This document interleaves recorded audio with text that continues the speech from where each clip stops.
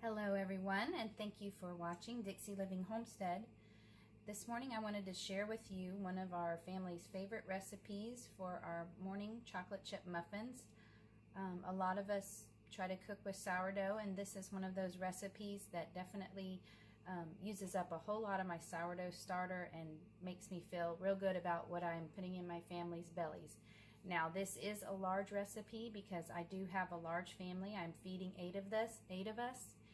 And this is what I do the night before I'm going to bake and serve the muffins to everyone.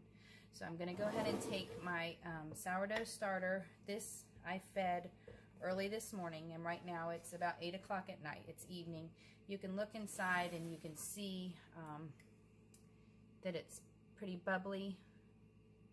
So it's definitely alive and happy and well fed.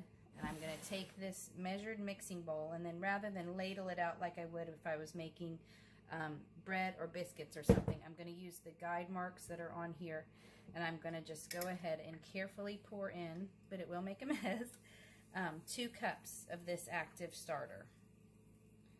So I'll get it probably just about right up to the 2-cup line, so it'll be time to feed this starter and get it going again for the week. And like I said, this is something that I like to do because it does use a good portion of your sourdough starter so that you know it's in there, and the yeasts are going to work even tonight on the rest of the ingredients that I'm going to add in for a pre-ferment. So we've got our 2 cups of active starter. I'm going to take another 1 cup of my well water or any unchlorinated water that you have. If you have some kind of a reverse osmosis filter, just something that doesn't have chlorine in it so it doesn't kill all those active organisms that you've worked so hard to grow. So we're going to add the 1 cup of water, and then to that I just get regular organic whole wheat flour from the store. I like King Arthur brand. I'm going to add that. That's 1.5 cups of whole wheat flour, and then I'm going to also add another cup of, or actually 1.5 cups, because I am making a large recipe of unbleached all-purpose flour. When I am milling my flour, which I'm not for this recipe right now, I have had success using both the hard red, hard white, and the soft white, even pastry flour, to make, just use half portions of each so that you're not getting a real dense. But this is a chocolate chip sourdough muffin, and it does have nuts and chocolate chips and even some shredded zucchini from our garden. So it's going to be pretty bulky and pretty filling, and that's why the kids and my husband like it so well. So we're just going to mix this together. There we go. And that's just my starter, the flour, and water. And this does need to be done the night before. You can leave it sitting on your counter. Sometimes if it is cooler weather in the winter, I'll go ahead and I'll set it in my oven, not with the oven turned on at all, but with my oven light on. And that just helps to give it, the yeast, some nice warm conditions that they like, and they can proliferate in there. And when I wake up in the morning and get ready to make the muffins or pancakes, whatever I'm making, it has definitely grown and gotten very bubbly, and it's kind of fun. The kids kind of think of this as a pet, but this is going to be nice and thick, even though my my sourdough I keep pretty thin, or at least more on the watery side. Just do your best to mix it and keep scraping down the sides. Make sure nothing's on the bottom from the good sourdough that was in there. And once you feel that you've done a good job of getting this mixed together, this kind of night before ferment, you can go ahead and cover it. I'm just going to take another little spatula and scrape it off here.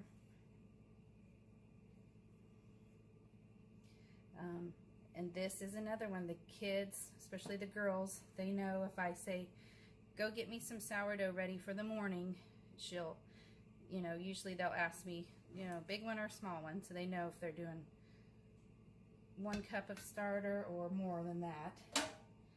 And And again, to build back my sourdough, it will just take probably 3 to 4 days to get it back to this amount. But I do keep another one in the fridge that's very full too. So, this is the night before step 1, and this is my last thing I do after I maybe wash another load of dishes and turn on the dishwasher. So I'll take this, I'll cover it, and I'll put it out on the counter for at least 8 to 12 hours, and I'll see you in just a little bit for the morning muffin put together.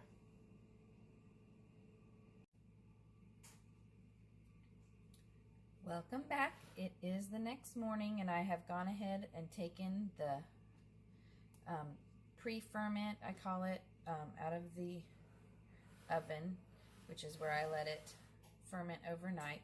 And you can see that at some point it rose even to the top of the lid, but it is still quite bubbly, alive, and active, and it'll be fine. But we're going to set that to the side for now, and into our mixing bowl we're going to put a few things that I've collected to help speed the process along.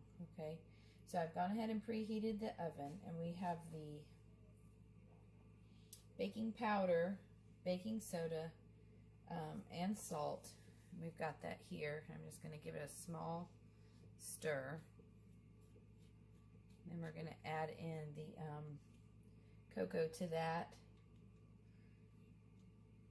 in just a minute. Right now I'm going to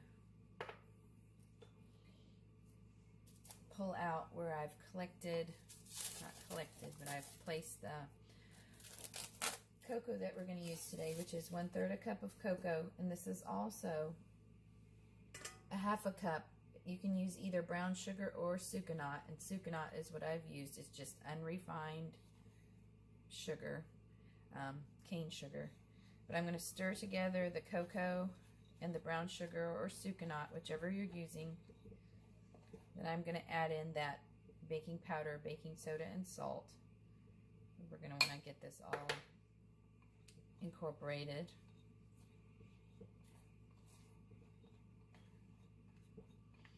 Already smells like chocolate. I'm excited. So I'm going to go ahead and put that in the mixing bowl. I've also got a 1/3 cup of honey and a 1/3 cup of milk that we're going to put into the mixer bowl with that. And I'm sure I'll need this spatula to get the honey out of the bottom, since I kept it in the refrigerator overnight.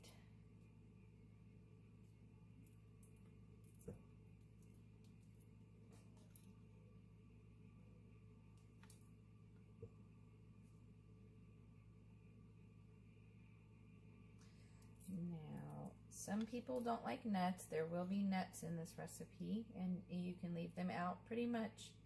I would say of all the add-ins, they are all optional, and just make it according to what your family likes and what your kids will eat, and then over time add in new things, because I have found this to be one of the best recipes, not really for sneaking in because they eat zucchini well, but just for using up a lot of our extra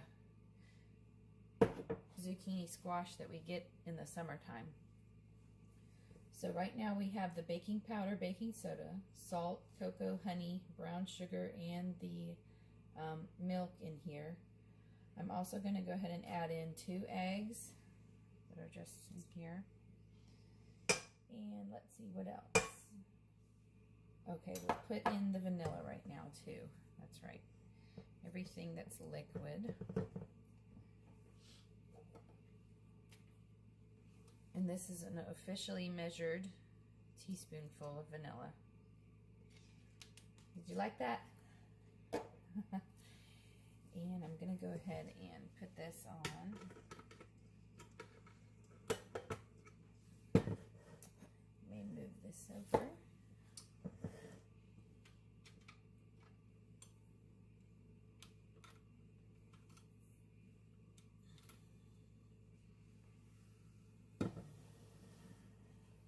Into the camera. I should have plenty check and see if your mixer's turned on already. So, okay. That's the one good thing, because we're not working with dry flour in here. When we add in the ferment in a minute, it won't fly. So I don't need my cover. So we're going to mix this pretty well.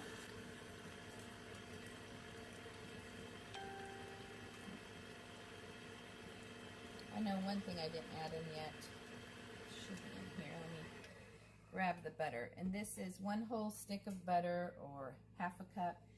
You can, in case you were going to ask in the comments, you can substitute if you're, for some reason, not doing fats. You could use applesauce, but you could also use any other oil that you like coconut oil or something that's safe for cooking with. I just like the flavor and texture that the butter gives it.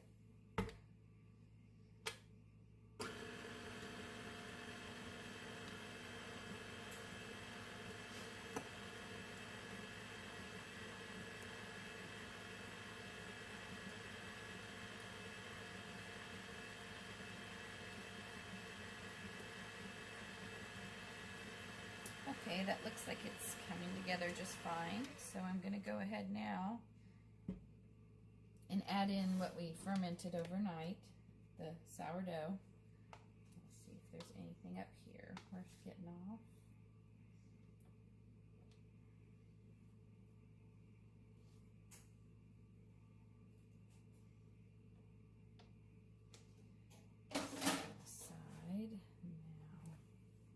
Don't really need to stir it since it's going right into the mixer.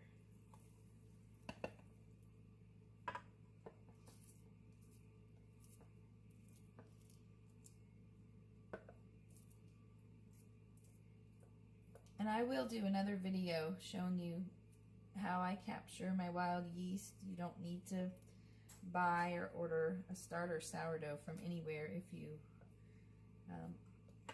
you want, you can do it on your own. That's what I did. But I do have, of course, a San Francisco one, like I said, in the refrigerator that I've purchased as well. But capturing the wild yeast is how it was done. And there are all different strains, so they're going to taste different, and it will also taste different based on the region where you are. I know when I've done one in the mountains versus the one here captured in Florida, it definitely tasted different.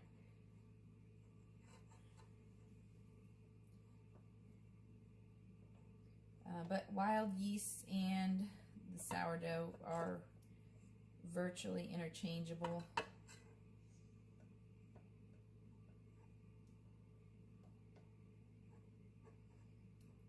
But it eliminates the need for using a commercial yeast. Go ahead and give this a good mix.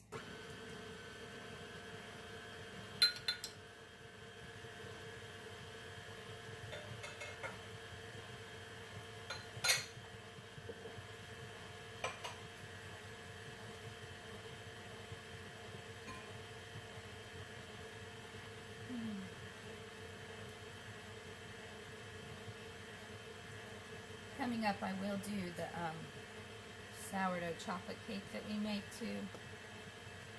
It is wonderful, but this is smelling so chocolatey and looking so good in here.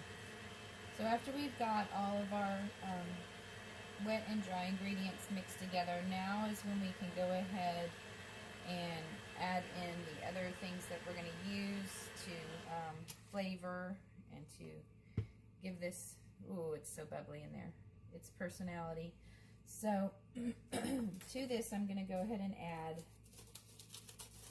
I have 1 cup here of chocolate chips, and then I also have just another cup of chopped pecans in here. You could use walnuts or any nuts that you like. Put those in. And then whenever we do have, like I said, the extra zucchini from the garden, I grate it up into 1 cup portions. This I took out of the freezer, 2 1-cup bags. So this is 2 cups of shredded zucchini. And then I've taken the back of my spoon and smashed all the water out so that it's not extra gloopy in here. But that is 2 cups, even though it looks like not much at all. And we'll try to give this a gentle stir in the mixer so it doesn't crush up anything.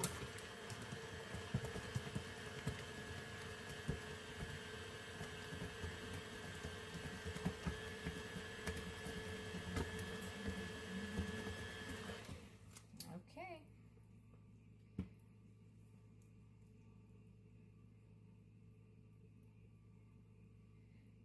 I would encourage you to try it with the zucchini.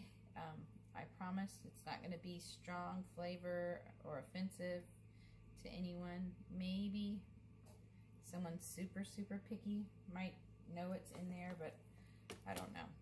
I doubt it. Now, like I said, the oven is already preheating. Once I got rid of all the aluminum out of our house, I found that the kitchen had been the biggest offender of where I had the most aluminum. But I have enjoyed finding these little silicone baking cups. Let me get this back out of the screen so you can see what I'm doing here. Maybe. So these are just these little silicone liners. And they keep their shape really well. So I don't need to use muffin cups. My absolute favorite pan, we might get to in a minute, are my USA pans. I use those little mini muffin tins, but I haven't yet purchased any for the regular muffin size from them, because they are a little bit expensive, but they're good quality. It's steel, made in the USA, and they're silicone lined already. Let's give these a little quick spray with the coconut oil.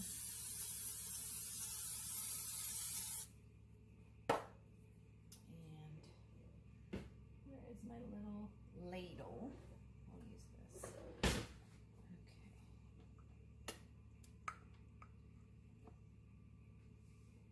Okay.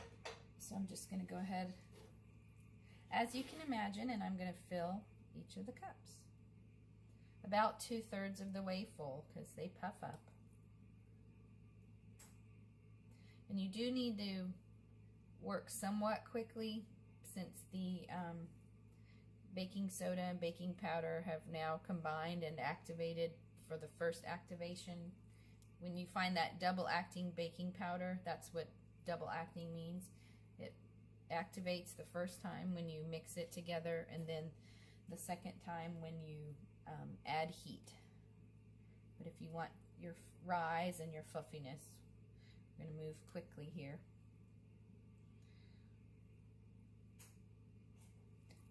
And it is nice because not all the chips have sunk to the bottom. Sometimes that happens with the nuts, so you get to the last of the recipe and it's very nutty, very chocolatey.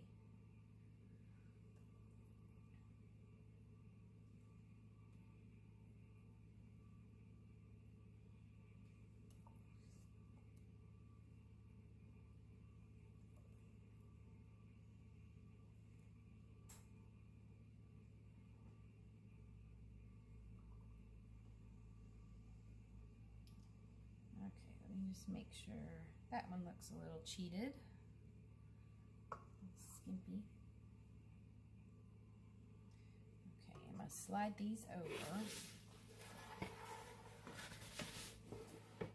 and get out what I was telling you about the USA pans. See the shiny surface on them? Absolutely nothing will stick in them. They're great.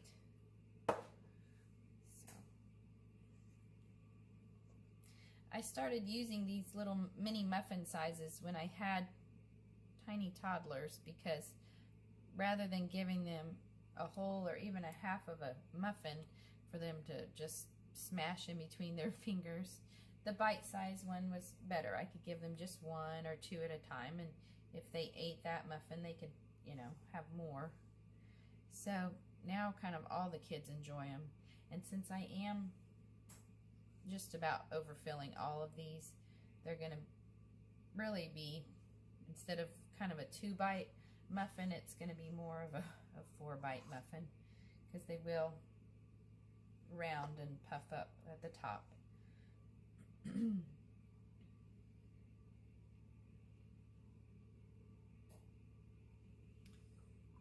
I've almost got these filled.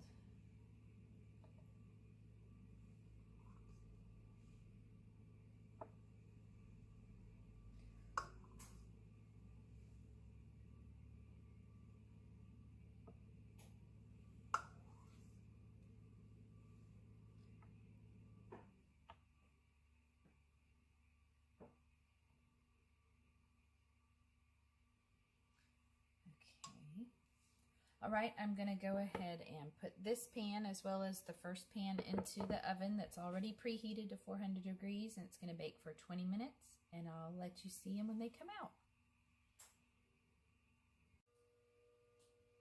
And here we are with part of that first batch right out of the oven. Let me move the mixer away. They look wonderful, and my children are going to love them. As you can see, using the little baking cups, they just come right out, and they're ready for your family to enjoy. Please let me know if you have any questions. If you want to ask anything about substitutions, I know I already talked about the oils, but yes, you are able to substitute white sugar as well if you don't prefer the taste of sucanat or brown sugar in this recipe.